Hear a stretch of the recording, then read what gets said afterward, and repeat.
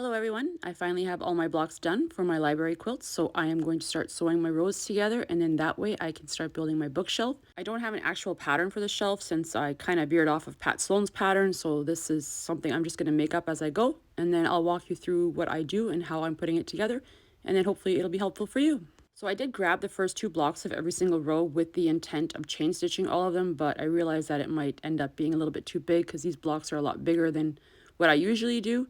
So I just chain stitched the first two blocks of every row, and then I put everything back to the side and just decided to do it row by row just to make it a little bit easier. And because these blocks are so big, it didn't take very long to sew them all together. It was like 1, 2, 3 done. And then once I was done sewing all my rows together, I just put them back up on my design wall, and then I took a measuring tape and then I measured each row to make sure that all of them were measuring the same width because I need to cut the shelf pieces. And this is a fabric that my sister chose for this quilt. She chose this beautiful brown for her shelf and that nice blue floral for her background. And my rows were measuring about 39 inches, so I didn't have to add anything to these pieces. I was just able to cut with the fabric and then just trim off a little bit off the ends, like cut the selvages off, and that made it a lot quicker and easier. I cut these strips at 2 inches wide so that they would finish at 1.5 inches, and then my sides ones I'll make a little bit wider, and same thing with my top and bottom. Each time I add a section, I will be adding a little bit to it just to change it up a little bit and make it look a little bit more like a bookshelf. At least that's my hope here. And now that I have my strips cut, I'm just going to fold them in half and finger press and do the same thing to my quilt top. This will just give me a little crease so that I know exactly where my center points are. So I'll start out with matching my fabrics at the end there and then in the center and then go to the other end, and then that way I can go in between and make sure that everything's lined up nice and even. And then if I do happen to notice that there's any waves anywhere or anything, like it's buckling, I will unpin it and just redo it. Make sure that it's all nice and flat and smooth. I don't want to end up having to sew this together and then unpicking it because there's a wave or a bulge somewhere or a pucker. And then I'm just going to sew this down, and when I sew it, I'm going to make sure that the books are on the top. That way I can see where all my seams are and making sure that none of my seams get flipped over while I'm sewing it. Because sometimes when you have them underneath, they hook onto your machine somewhere and it flips them. And then you can't get your quilt top to lay as flat, and that makes quilting it a little bit harder later on. This is just a little something that I do to make sure that I can get it nice and flat because you want a nice flat quilt top. And then I'm going to take it over to the ironing board and heat set all my seams here. And then when I press this seam over, I'm going to make sure that I'm pressing it towards the dark side, which would be my shelf. Just that way, because that one doesn't have all those seams like on the book ones, and it'll just lay flatter again, because if you try to push it the other way, you're going to have a lot of bulk there and it's just not going to want to lay flat. So just take your time and make sure you give it a good press. So I'm just going to repeat that process that I just did there just to get these rows all sewn together. And I'm constantly adjusting and making sure that everything's lining up. I'm trying to figure out a better system. I got this table and it helps a little bit with holding the weight of the fabric, but my machine's a little bit small for in there. But hey, it works. So what I did is I sewed the top section and then I sewed the bottom section. That way I would just have that one seam down the middle, and then it wouldn't be so difficult when I got to that last row. I just find that makes it a little bit easier if I piece the top half and then the bottom half, and then I can just sew those two pieces together. It just makes it easier for me. You just do whatever is more comfortable for you. That's what I always say. It doesn't matter how you get there as long as you get there. All right, I am ready to start on the side pieces. So I'm just going to do the same thing as before, smooth it all out nice and flat. And then I'm going to take my measuring tape and measure both sides and down the middle just to see what length I need to cut those pieces at.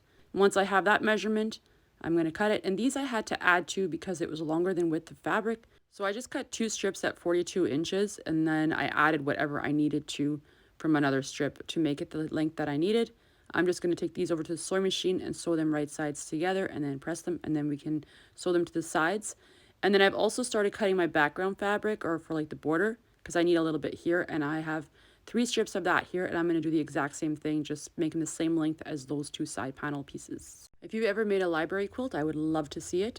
You can always join my Facebook group. The link is in the description box below, and post your pictures there. I'm sure there's many more people that would love to see them. It's always nice to see other people's take on different patterns or even the same patterns. So here we are, and then we're just going to do the same thing again. Fold it in half, finger press, line everything up, and pin it in place. All the fabrics that I use for the books and the other blocks in this quilt are scraps that I either bought or was gifted. My sister-in-law Erica was very nice and gave me some of her scraps. There were some beautiful floral prints that went just great with this color scheme that I had going here. She has an Instagram account where she posts quilts that she makes. I will leave her link to her account in the description box below. It's Erica P. Quilts. You should definitely go and check out her account and show her some love.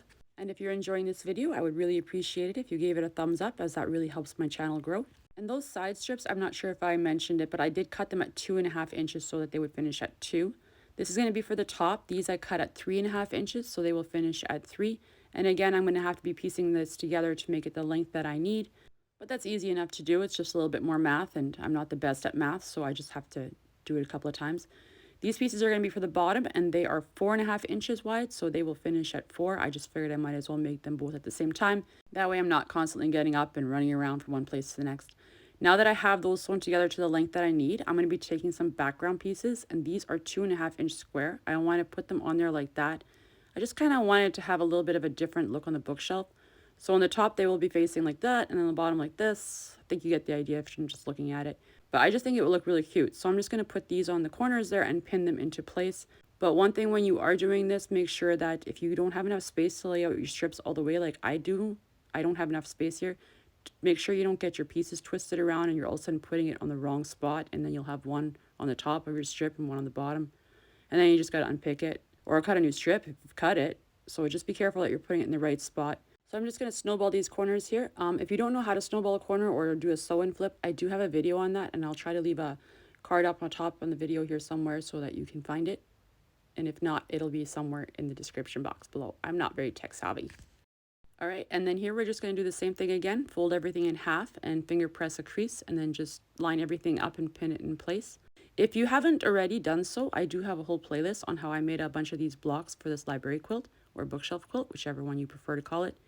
I will leave a link to that at the end of this video and also in the description box below, so be sure to check that out.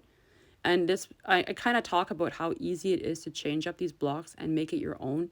And you can add so many different things to just make your own version of it. And it's just one of my favorite quilts to make, I think. I absolutely love this. And I think when it's done, it is going to be my absolute favorite quilt that I've ever made. All right, so I'm going to sew my top on and then on the bottom as well.